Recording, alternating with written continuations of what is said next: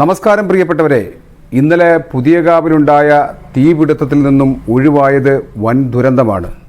ദുരന്തത്തിൽ രക്ഷകരായി മാറിയത് നാസർ എന്ന ചെറുപ്പക്കാരനും കരുനാഗപ്പള്ളി ഫയർഫോഴ്സും.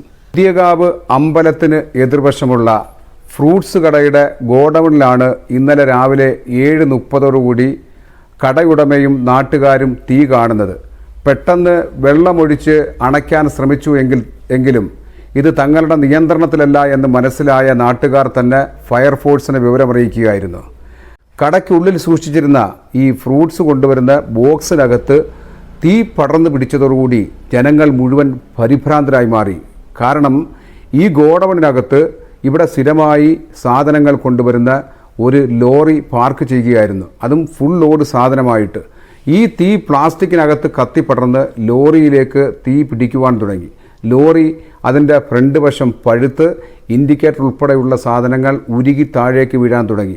ലോറിയുടെ ഫ്രണ്ടിലെ ഗ്ലാസ് പൊട്ടിത്തെറിച്ചു. ലോറിക്കകത്തേക്ക് തീ പിടിച്ചാൽ അതിനകത്തിരിക്കുന്ന ഡീസൽ ടാങ്കിനും ഗ്യാസ് കുറ്റി ഉൾപ്പെടെയുള്ള സംവിധാനമുണ്ട്. അതിനകത്ത് തീ കത്തിപ്പടർന്ന് അതൊരു വൻ ദുരന്തമായി മാറുവാൻ സാഹചര്യമുണ്ടായിരുന്നു.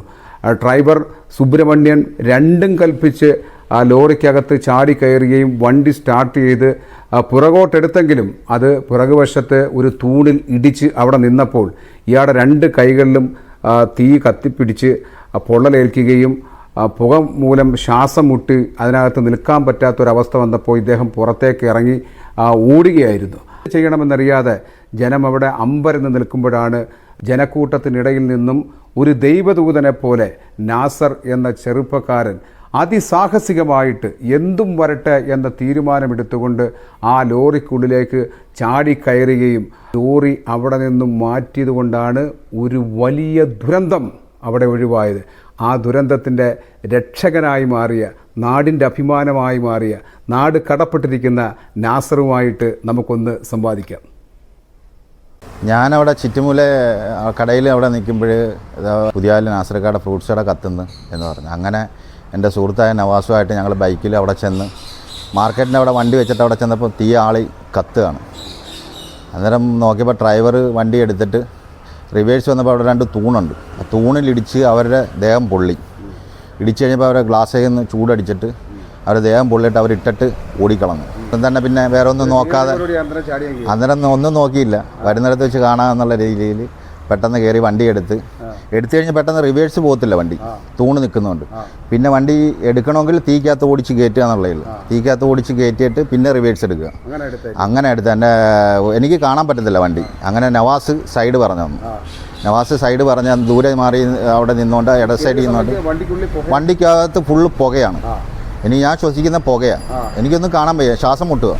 പെട്ടെന്ന് തന്നെ കയറി ഇരുന്നപ്പോൾ തന്നെ എൻ്റെ കാല് പൊള്ളി.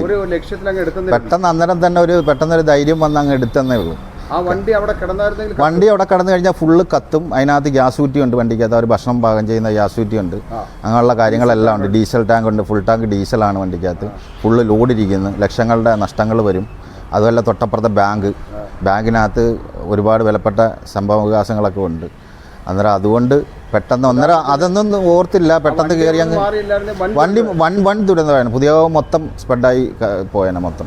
നേരത്തെ ഗ്യാസ് ടാങ്കർ ദുരന്തത്തിൻ്റെ അതേ രീതിയിൽ ഇതും സംഭവിച്ചേനെ. ഇപ്പോൾ ഈ സംഭവത്തെ ഓർക്കുമ്പം നമ്മുടെ പെട്ടെന്നൊരു ധൈര്യം ഉണ്ടായി.